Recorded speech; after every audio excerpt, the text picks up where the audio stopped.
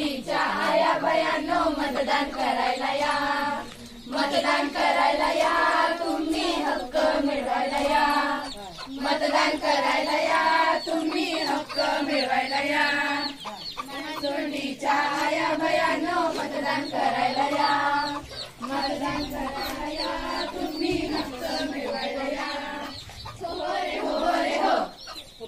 हक्क हक्क कसला हक्क? मतदानाचा हक्क, मतदानाचा हक्क. आणि तो कसा मिळवायचा? मतदानाद्वारे नोंदवून नाव नोंदवून.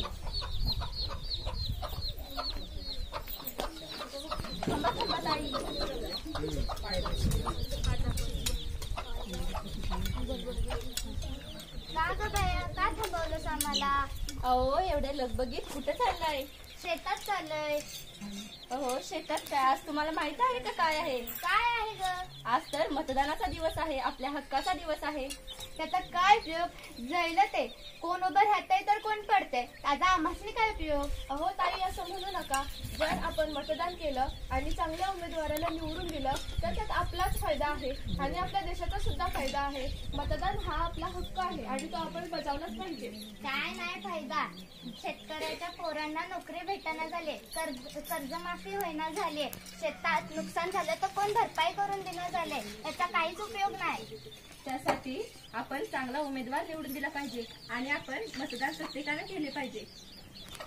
होय होय, तुमचं बरोबर आहे. चल ग आपण आजच मतदान करायला जाऊया.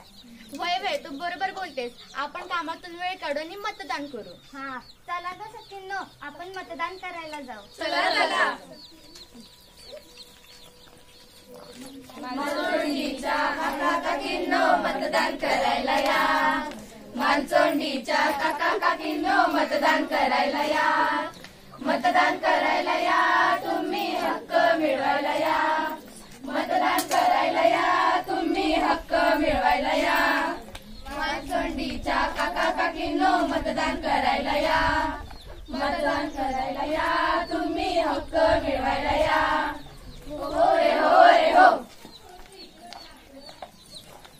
हाय सिद्धी. हाय वेदांती. कालचा प्लॅन आठवते का ग तुला?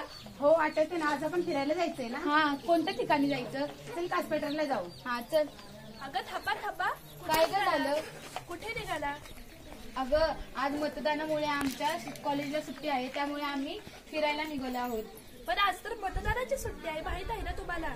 हा तुमचं हेच चुकतं. मतदानाची सुट्टी आणि तुम्ही फिरायला निघालाय. तुमचं प्रथम कर्तव्य हे बनते की तुम्ही मतदान करायला गेलं पाहिजे. अगं आम्हाला खूप दिवसातून सुट्टी मिळाली, म्हणलं किती दिवस एन्जॉय करायला बाहेर कुठे गेलो नाही, त्यामुळे म्हणलं फिरायला जावं.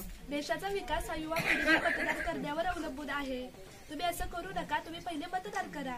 अगं पण मतदान करून काय होणार आहे? काय जे यायचंय ते येणार, जे पडणार ते पडणार. मग त्यात आमचा फायदा काय आणि तोटा काय? त्यामुळे आम्ही कशाला मतदान करायचं? अगं तुम्ही जर योग्य उमेदवार निवडून दिला तर आपल्या देशाची प्रगती आहे हे तुम्ही कसं विसरता? हो हो बरोबर आहे तुझं. चल वेदांती आपण मतदान करायला जाऊ. हा चल सिद्धी.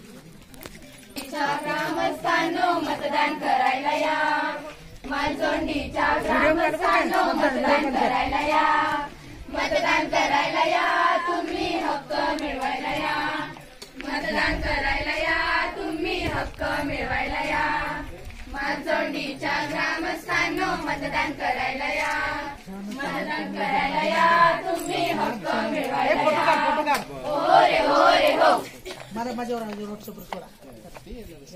अहो ऐकलत का?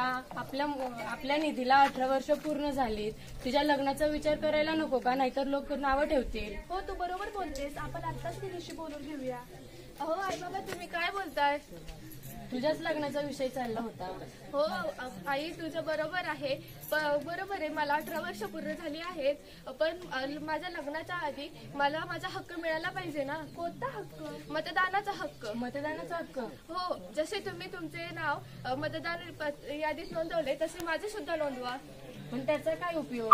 त्याने मला मतदान करायला भेटेल आणि मला हक्क मिळेल. बरं बरं ठीक आहे, आपण तुझे नाव मतदार यादीत लिहून ठेवूया. हा जसं तुम्ही म्हणाल. माझं मेलीचं कोण ऐकते? अगं आई थांब. जसं तुला तुझा हक्क मिळाला तसं मला सुद्धा मिळायला पाहिजे ना. तू म्हणतेस ते बरोबर आहे, मला 18 वर्ष पूर्ण झाली. पहिला आपण माझे नाव मतदार यादीत नोंदवूया, नंतर माझ्या लग्नाचा विचार करूया. बरं ठीक आहे, उद्या जाऊन तुम्ही मतदार यादी तुझं नाव नोंदवा. थँक्यू आई.